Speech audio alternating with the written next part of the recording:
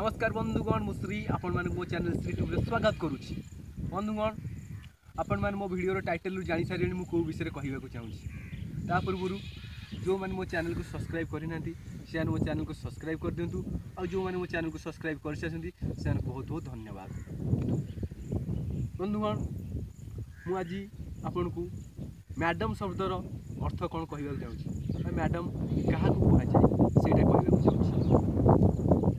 आप जानते इंग्रेजी वार्ड बहुत लोकप्रिय वार्ड चारिड़े प्रचलित सबू देश वार्ड चलती किंतु यहाँ मिथ्या कथा सबू देश नहीं मात्र 15टी देश चलती। आपन जदि जानवा चाहते गूगल सर्च कर जापर। आउ गोटे कथा इंग्रेजी विषय में कहवाक चाहूँगी।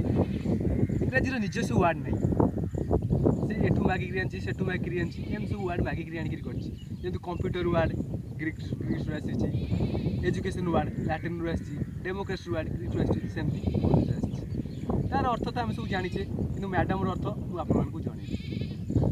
मैडम महान देशभक्त स्वदेशी प्रचारक राजीव दीक्षित भाषा मैडम अर्थ कौन मैं माने मैडम रे जब माई माने मोर इंग्राजी मैडम अर्थ फ्रांस रे होची माँ माने मोर दम माने स्त्री फ्रांस रे मैडम सब मो स्त्री से शब्दटा को इंग्रेजी तक आनी निज स्त्री से व्यवहार करा जाए मैडम जोड़ा से व्यवहार करती कि से भारत में एमती प्रचलित है ऑफिस कॉलेज जुआड़े जा समस्त पिला डाक लगे मैडम मैडम मैडम मैडम अरे भाई की कथा केते जन को निजर स्त्री कर चलच जो मैंने डाकुन से भी केते खुशी होती।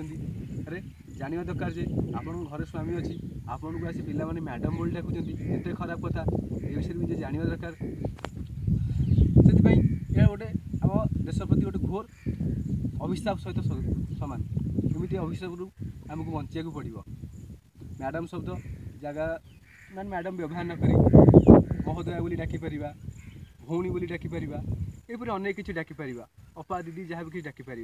मोर अनुरोध आपण मैंने केवे कौन ऑफिस रे मैडम बोली डाकती।